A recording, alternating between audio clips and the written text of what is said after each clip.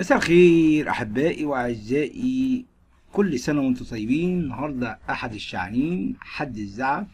كل عام وأنتم بخير، وهو دخول السيد المسيح إلى أورشليم، والناس رمت له الزعف تحت رجليه والقمصان وملابسه.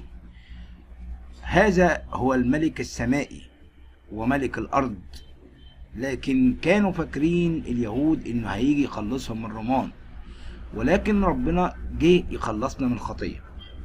قضيتنا الأيام دي عن قضية خطر المسيحيات. مش هعمل أي مقارنة ولا هعمل أي حاجة غير إن أنا هتكلم وأقول إيه الفرق بين البابا تودروس والبابا شنودة. البابا شنودة الله ينيح روحه اعتكف في دير الإنبا بيشوي احتجاجا على خطر المسيحيات.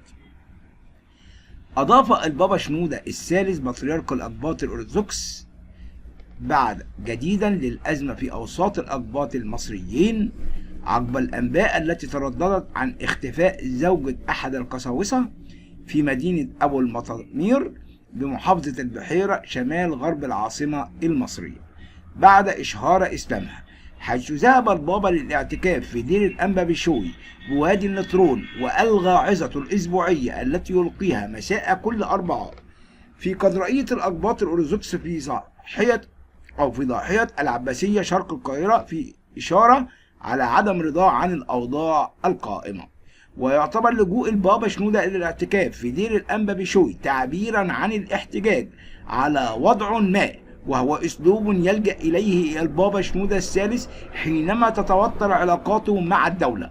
وكان موقع قبطي على الإنترنت قد ذكر أن فتاة مسيحية تدعى نور عبد الله فهيم من مدينة الفرافرة في محافظة الوادي الجديد التي تبعد عن القاهرة حوالي 500 كيلومتر قد اختفت أيضا. وأشار الموقع إلى أن نور تعمل في مستشفى الفرافرة بنفس المحافظة، وهي خريجة معهد صحي أسيوط، ويعيش والدها في قرية غرب الموهوب مركز الداخلة، وهي مقيمة بالمستشفى التي تعمل فيه تحت التدريب. وقد شجع شاب مسلم غير مسيحي يعمل عامل بنفس المستشفى اسمه تامر عبد الحكيم مقيم بقرية الكفاح مركز الفرافرة محافظة الوادي الجديد، وهو أصلا من ديكرنس، على الاختفاء معه من حوالي شهر تقريبا. وقد ترددت الأخبار بأنه قد تزوجها زواجا عرفيا، ولكن اليوم تردد أنها أشهرت إسلامها حتى الآن، وقد أبلغ والدها الجهات الأمنية والسياسية بالمحافظة.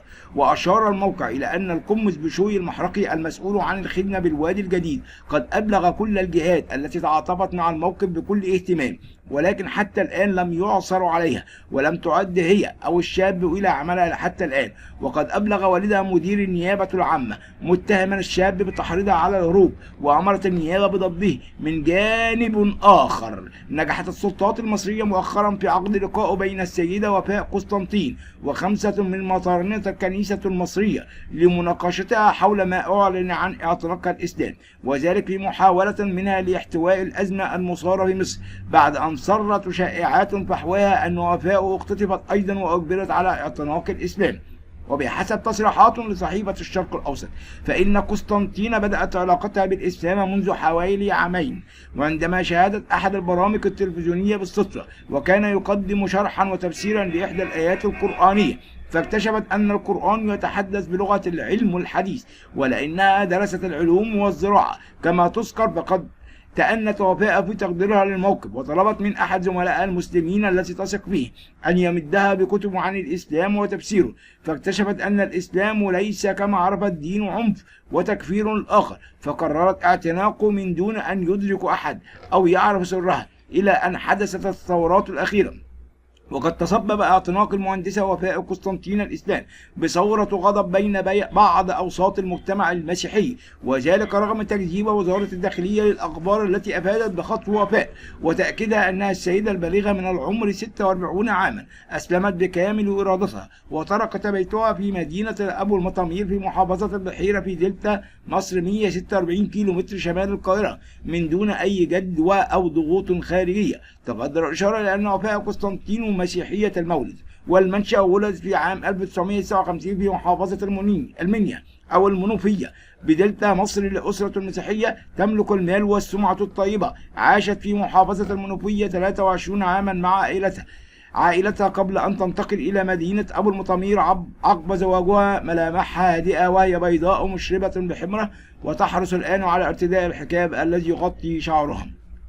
تصلي بالخفاء وفي مطلع الثمانينات، وحصلت على إجازة جامعية في الهندسة الزراعية، ثم تزوجت من أحد القساوسة وأنجبت منه ابنا هو الآن مهندس، وابنه تدرس في كلية العلوم، وابنة أخرى تدرس في كلية العلوم جامعة الإسكندرية. وحينما شاهدت بالمصادفة أو شاهدت بالمصادفة برنامجا تلفزيونيا في التلفزيون المصري تناول فيه أحد المتحدثين تفسيرا للقرآن بشكل مبسط، فاكتشفت أن القرآن الذي نزل على رسول الإسلام منذ ما يزيد على 1400 عام تحدث بلغة بسيطة يفهمها الجميع.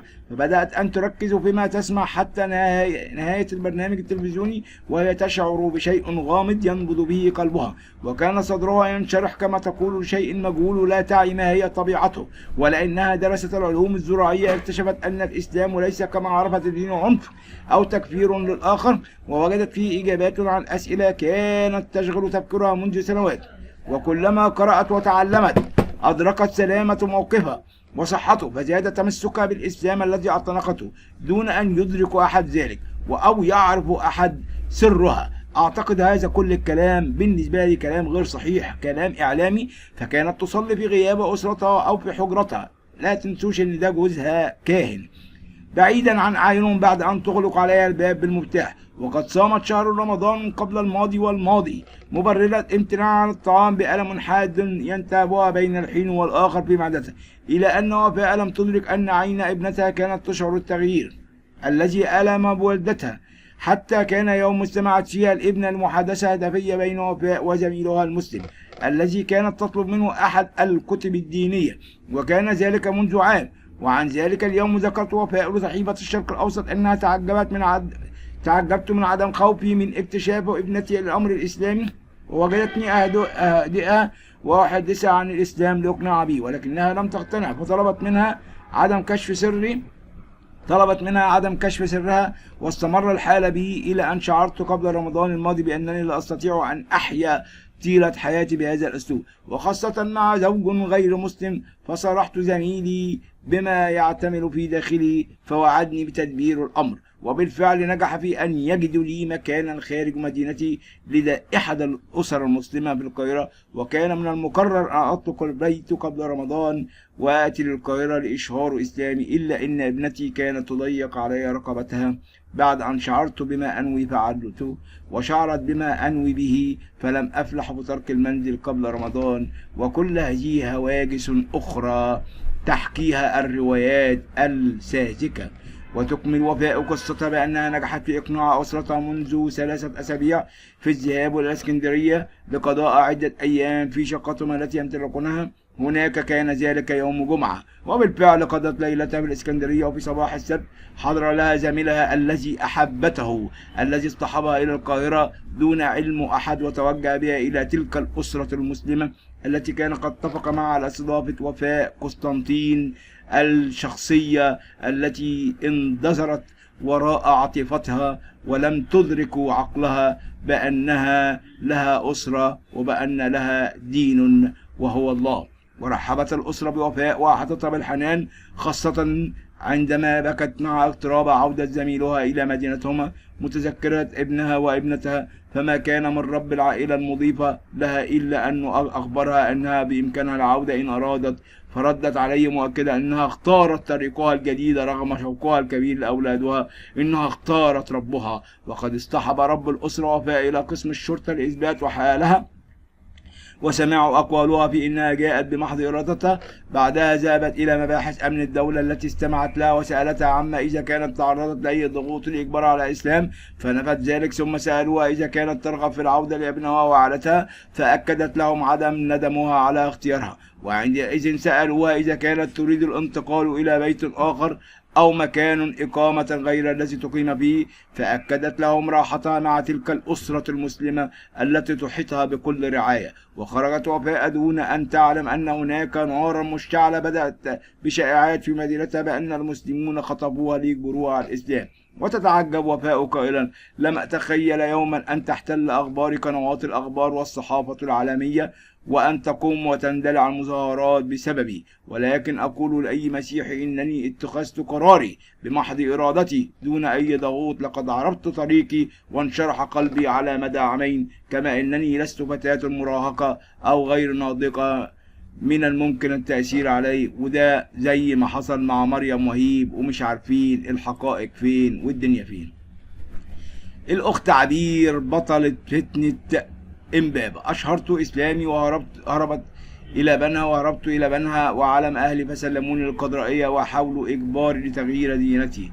إنها تتهم القضائية. نشر موقع الجماعة الإسلامية حوار مع عبير طلعت فخري بطلة أحداث الفتنة الطائفية بإنبا، وتنشر الحوار كاملا. نريد أن يتعرف القارئ على حضرتك. أنا اسمي عبير طلعت فخري، امرأة مصرية، عشت على أرضها وشربت من نيلها واستنشقت من هواؤها. أنا امرأة مصرية من أبوين مصريين كادحين من أجل 4 بنات وأخ، وأنا أكبرهم سنا. أعيش بمحافظة أسيوط ومركز الساحل عزبة الشيخ وشحاتة، والتحقت بالتعليم مثل كل فتاة تريد أن ترتقي بمجتمعها بعيدا عن الجهل والتخلف، فحصلت على دبلوم تجارة ثم التحقت بمعهد لدراسة الخطوط. هل أنت متزوجة؟ نعم تزوجت مثل كل فتاة بشاب تقدم للزواج به من نفس ملتي المسيحية، ولكن للأسف لم يكن كما يظن بي والدي أنه حسن الأخلاق كريم المعاشرة. لماذا تلمحين أن زوجك لم يكن حسن الأخلاق ولا كريم المعاشرة؟ لأنه أساء معاملتي وأهانني حتى وصل بي الأمر أنه اتهمني في عرضي وشرفي، وده أكيد كلام حصل حقيقي، حتى أن من سوء خلقه رماني الفاحشة مع أخيه، وحاولت الصبر عليه مرضاة لربي، حتى جاء يوم وأنا حامل في شهر 8 وأخذ بالاعتداء علي نفسيا وبدنيا، حتى جرح وجهي وتلون بلون يدل على قسوة. ذلك الذي أقسم كذبا أمام الرب أنه سيحافظ عليه، ولم يكتفي بما فعله بضربي وإهانتي وتعريض جنيني للوفاة، بل طردني من البيت. كل ذلك لمجرد أنه عرف أن الجنين أنثى. ولماذا لم تلجئي إلى الشرطة أو القانون لحمايتك منه؟ عندما ذهبت إلى بيت أهلي ورأت أمي ما لحق بي، ساءها ما رأت على وجهي وجسدي من آثار الإجرام، وأرادت أن تتقدم إلى الشرطة شاكية زوجي الذي لم يحصل عشيرتي، ولكن حال بين ذلك أبي خوفا من كلام الناس. هل رجعت إلى زوجك مرة أخرى؟ مكثت في بيت أهلي بعد ولادة طفلتي 1 و4 أشهر. لم يرى زوجي ابنته كل تلك المدة، ولم يعرها أي اهتمام، ولم أرجع إليه وهو لم يكن يريدني. كيف كانت بدايتك مع الإسلام؟ تحدثت مع بعض زميلاتي وزملائي عن الإسلام حتى استقر في نفسي أن أغير وجهتي. شطر المسجد الحرام ظنا أننا نعيش في عصر الحرية والكرامة والإنسانية وحرية اختيار العقيدة التي كفلتها كل المواثيق.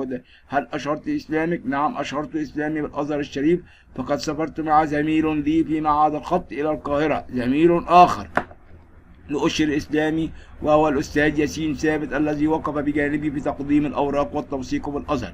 وتم ذلك في 23 سبتمبر، واتخذت لنفسي اسما جديدا وهو أسماء محمد أحمد إبراهيم. مع ما أسمعه من محاولات الضغط علي البعض للرجوع إلى القصر عن معتقداتهم، أثرت البعد عن بلدي التي أحبها وأعشقها. ولكن ماذا أفعل وأنا امرأة ضعيفة تريد أن تعيش وتحيا في حرية وكرامة؟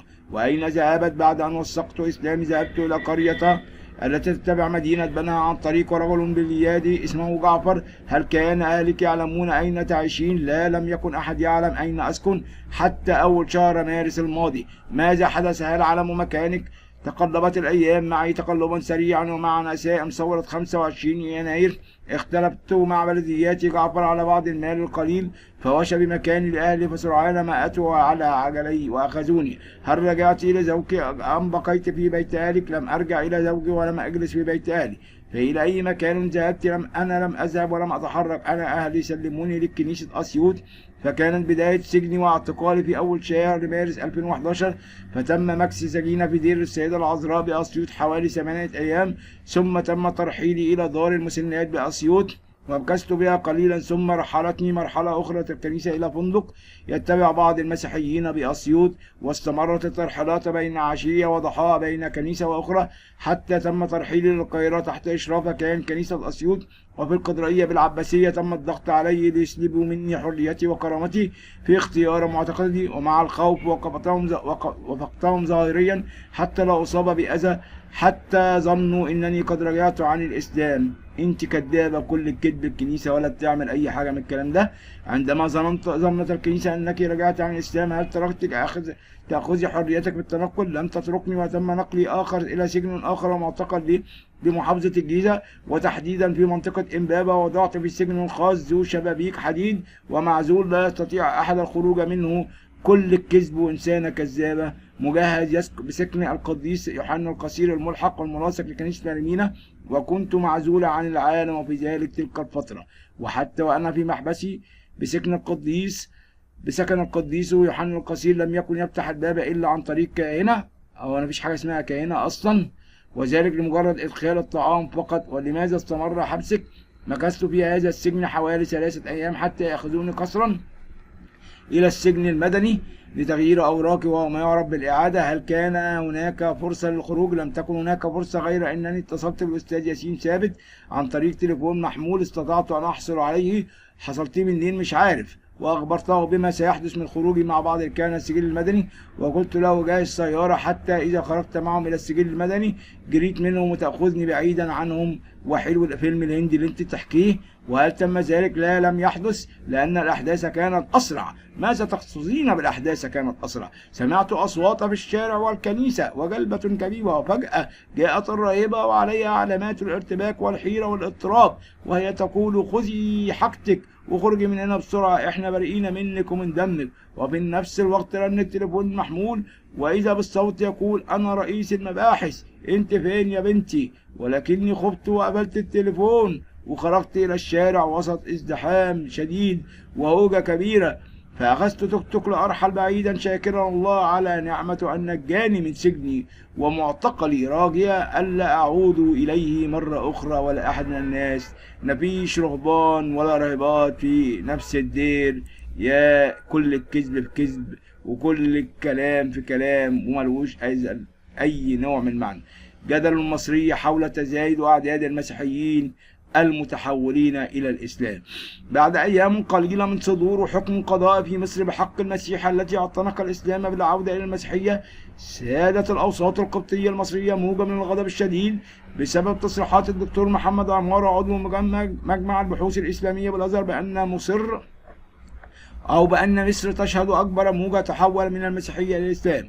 وقدرت صحيفة الدستور المصرية اليومية المستقلة في عدد المتحولين ب5,000 سنويا، دون أن تحدد الجهة التي استقت منها هذا الرقم، وذلك في معرض تقرير ناقش خلفيات وتصريحات عمارة التي قال الأسبوع الماضي أي كلام هاتش في هاتش. كان عمارة نفسه قد أثار غضب القيادات الكنسية المثيرة في يناير، ورفعت ضده دعوى قضائية أمام النائب العام المستشار بتهمة تكفير الأقباط واستباحة دماء المسيحيين وأموالهم، فتنة التكفير بين الشيعة الوهابية والصوفية. وقال الشيخ عبد الله مجاور رئيس قطاع مكتب شيخ الأزهر نت أن عدد المسيحيين المصريين الذين يشهرون أسلامهم في الأزهر يتزايد بشكل ملحوظ، مؤكدا أن عددهم يقترب من 5,000، لكن الأزهر لم ينشر أرقاما محددا. وسوف نكمل بقية القصص مرة أخرى.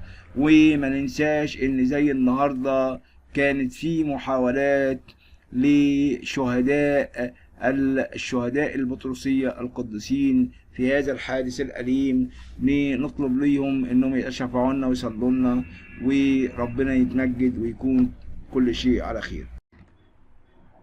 مساء الخير أحبائي وأعزائي أصدقائي ومشتركيني، وكل الجمال وكل الحب لكل مشتركيني، الشخصيات الجميلة المحترمة التي علقت تعليق إيجابي، وبصفة خاصة كل من وهب تريدنج و12 الشخص المحترم اللي بيقول لي اتكلم زي ما تحب مدام ما بتقلش أدبك على حد ولا بتهين حد قدم اخبارك وشغلك واشتغل على نفسك.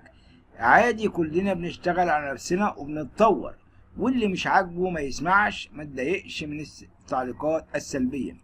كل احترامي وكل شكري لهذا الشخص المحترم فوكس من التعليقات الجميلة. أيضا هناك بعض التعليقات الأجنبية الرائعة from many years of experience. It's unless when you try to make people who don't like you to like you. يعني بيعبر عن امتنانه والكلام ده. هنا واحد بيقول people who don't، الناس اللي مش بتحبك، don't try make them like you، ما تحبهمش. ليه؟ ده بالنسبة للفيديو اللي بيحاولوا انهم يقبضوا على الشباب بسبب انهم كانوا بيوزعوا وجبات افطار رمضان. لكن موضوعنا النهارده هو موضوع جميل وخطير جدا جدا. المسيح هل هو إله حقيقي؟ طب الله ثلاثة أم واحد؟ طب عايز أقول لك على حاجة، الشمس عبارة عن نار ما تقدرش تشوفها، الإهاب. النور أنت شايفه بعينيك، الابن. الحرارة اللي أنت بتحسها، الروح القدس. الإنسان عبارة عن جسد ونفس وروح. مش هقول يا نفس لا، او يا جرجس كذا، فاهم ازاي؟ يا بكلم كل شخص بنفسه. الشمس هي قرص الشمس، كذلك الانسان هو انسان بالنديب اسمه. طب هل المسيح حقيقة ام شبه لهم؟ المقال ده جميل جدا جدا. لقد آمن المسيحيون عبر كل تاريخهم وعصورهم بناء على ما سبق أنه تنبأ به آباء وأنبياء العهد القديم من إبراهيم إلى موسى وجميع الأنبياء وكتاب المزامير الموحى إليهم بالروح القدس، وما دونه العهد الجديد تفصيليا عن المحاكمة والصلب والقيامة وكرازة تلاميذ المسيح ورسله للعالم أجمع بالمسيح المصلوب، وما سجله خلفاء التلاميذ والرسل، وذلك إلى جانب ما سجله المؤرخون والفلاسفة الرومانيون. هل المسيح صلب أم لا؟ الحقيقة لم يشك أحد من المسيحيين أو اليهود أن المسيح صلب، بل اليهود اعترفوا بأن المسيح هو الذي صلب، ولم يقل أحد بأن المسيح لم يصلب أو يقتل قبل مجيء الإسلام، كما لم يقل أحد بذلك غير الإخوة المسلمين. ما حدش قال الكلام ده غير الإخوة المسلمين، وذلك بناء على تفسيرهم لما جاء في القرآن في توبيخ اليهود وعن كفرهم وقولهم إنا قتلنا المسيح عيسى ابن مريم رسول الله وما قتلوه وما صلبوه ولكن شبه لهم وإن الذين اختلفوا فيه لفي شك منه ما لهم به من علم إلا أتباع الظن وما قتلوه يقينا بل رفعه الله إليه وكان الله عزيزا حكيما. ده من النساء، سورة النساء، آية وحيدة ونص غير واضح. آمن المسيحيون كما قلنا منذ البدء بصلب المسيح وشرح كتاب الأناجيل بأوجهه الأربعة وبقية أسفار العهد الجديد. حادثة الصلب تفصيليا، بل كانت قصة الصلب هي أول من كرز به تلاميذ المسيح ورسله وقدموه للعالم أجمع، وأول ما كتب بالإنجيل كما سبق أنه تنبأ عنه أنبياء العهد القديم أيضا تفصيليا، وعرف ذلك العالم عنهم، ولم يقل أحد بعدم صلب المسيح حتى جاء نص الآية القرآنية وبعد انتشار المسيحية بأكثر من 600 سنة في قولهم الآية التي ذكرناها. ولو افترضنا بذلك هذا فلماذا لم يؤمن اليهود بأنه صلب؟ كما تقول وإن الذين اختلفوا فيه لفي شك منه وما لهم به من علم إلا أتباع الظن. ولم يشك أحد لا من اليهود ولا المسيحيين ولا من الرومان أو غيرهم في حقيقة أن المسيح هو الذي كان مصلوبا بالفعل. وعبارة ولكن شبه لهم لا تقول صراحة إن كان المقصود هو لإلقاء شبه المسيح على آخر كما يقول أصحاب نظرية الشبه، أم إنها تقصد شيء آخر يقول من الإمام البخاري الرزالي في تفسيره وابن كثير في كشافه شبه مسند إلى ماذا إن جعلته إلى المسيح فهو مشبه به وليس بمشبه، وإن أسندته إلى المقتول فالمقتول لم يبر. طيب، إن كل الضمائر الموجودة بالآية والخاصة بالمصلوب تعود جميعها على المسيح وليس على آخر يمكن أن يفترض أنه المقصود.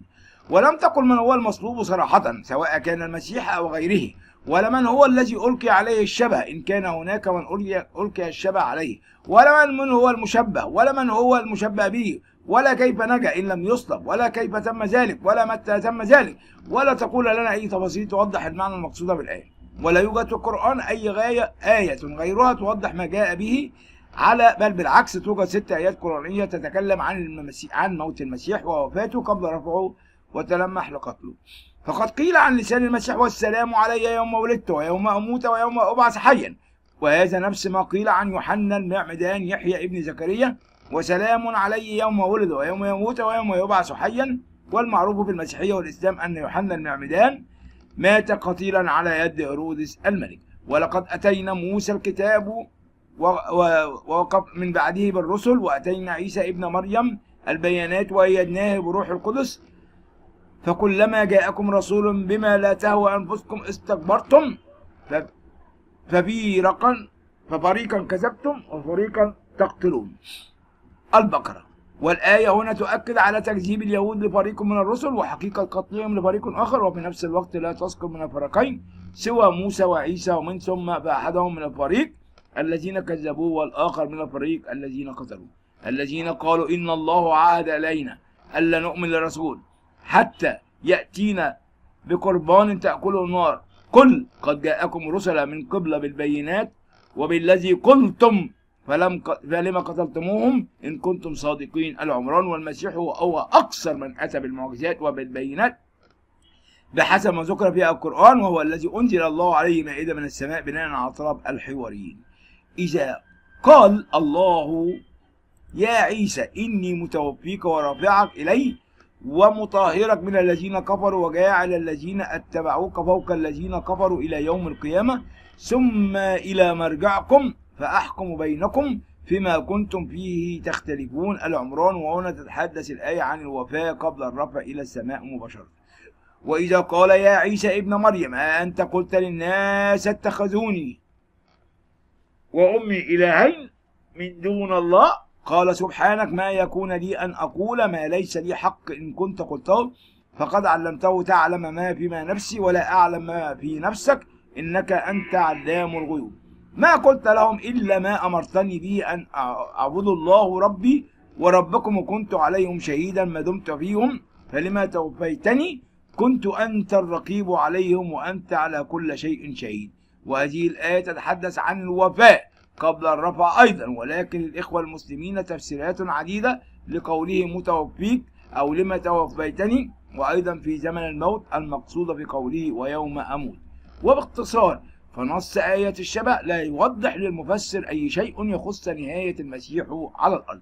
ومن الصعب جدا أن نقول أنه ينفي صلب المسيح، لأنه لو كان يقصد أن المسيح لم يصلب حقيقة وقد ملأت عملية صلبه أكثر من ثلث العهد الجديد كما ملأت آلاف الكتب التي كتبها آباء الكنيسة في نهاية القرن الأول وما بعد ذلك، لكان القرآن قد شرح عملية عدم صلبه وإلقاء شبهه على آخر بالتفصيل، كما فعل بعد ذلك بحوالي 1000 سنة الذين زوروا كتاب إنجيل برنابا الخرافة المزيف. فقد كان مبيتا في نية من كتبوا هذا الكتاب المزيف أن يؤكدوا النظرية لقائله بعدم صلب المسيح، فألفوا قصة إلقاء شبهه على يهوذا. وأقول أنه لو كان في نية القرآن القول بعدم صلب المسيح لكان قد فعل ما فعله من كتب هذا الكتاب المزيف، ولكنه لم يفعل، فماذا نفهم من ذلك؟ والعجيب بل والغريب أنه عند ترجمة قوله ولكن شبه لهم إلى الإنجليزية كما جاء في ترجمة القرآن المعتمدة من مجمع البحوث الإسلامية لا يعطينا أي معنى واضح سوى قوله so it was made to appear to them، أي ظهر لهم هكذا أو بدأ لهم هكذا. وهذا الكلام في حد ذاته لا ينفي وقوع الصلب على المسيح مطلقا، ونوضح ذلك في الفصول التالية. كلامنا المرة الجاي مناظرة: هل المسيح صلب بين جوش مندويل وأحمد ديداد؟ وده اللي احنا هنكمله وهنشوف روايات الشبه اللي رواها المفسرون. وأرجو ألا أحد ما يزعلش مني ولا يتضايق مني، احنا كلنا نقاشات وحوارات جميلة ورائعة، وحوار يعني إيجابي إن شاء الله، وما يكونش فيه اي مضايقه لاي حد ولا اي شخص، ومن حق كل انسان يعلق ويقول اللي هو عايزه. شكرا لكم احبائي واعزائي، ولكم مني كل الحب والتقدير، وسلام الرب يكون معكم، امين.